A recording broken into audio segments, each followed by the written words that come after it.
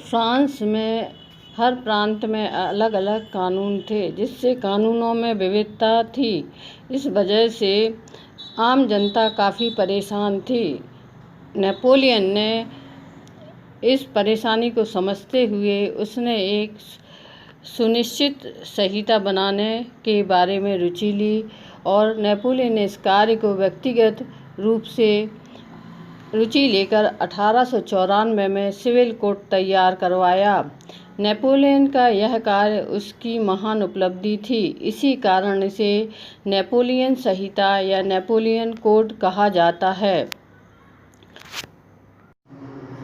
Napoleon ने अपने इस कार्य के संदर्भ में कहा था कि मेरे कानूनों का संग्रह मेरी विजय से अधिक स्थायी रहेगा।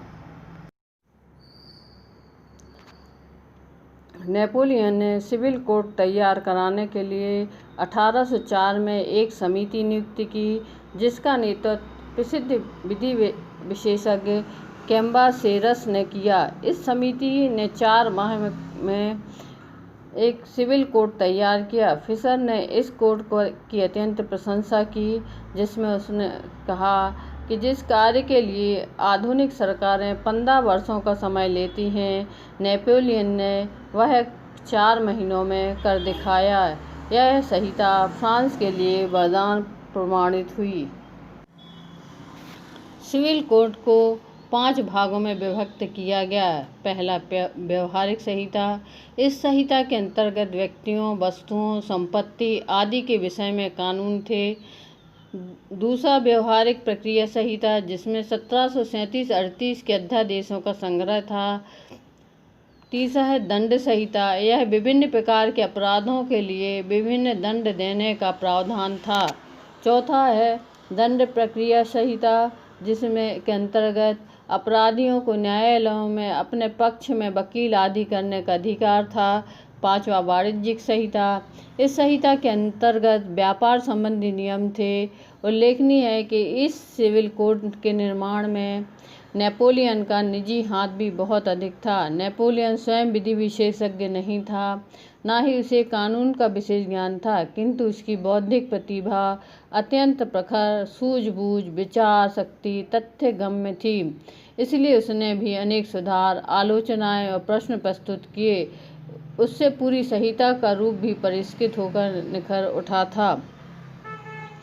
हेजन ने लिखा है कि धर्म संबंधी अपनी शब्दावलियों और अभिव्यंजना के कारण पादरियों ने उसे नेपोलियन को कॉन्स्टेंटाइन की उपाधि दी और विधिज्ञों ने उसे नया जस्टिनियन कहा, किंतु सत्य यह है कि अनेक बातों में यह दोनों से बढ़कर था।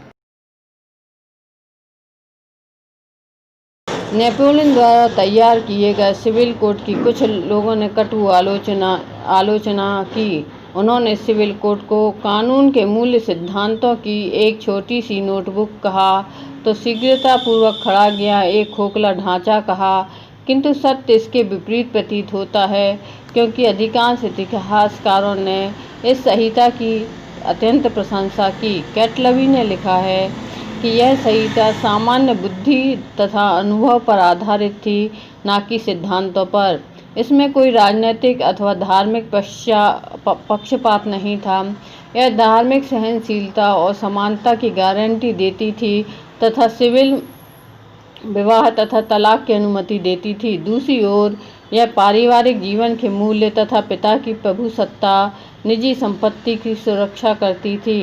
वर्तमान समय में सिविल कोड संभवतः उतना महत्वपूर्ण प्रतीत न होता, किंतु तत्कालीन स्थिति को ध्यान में रखते हुए निस्संदेह यह अत्यंत महत्वपूर्ण था।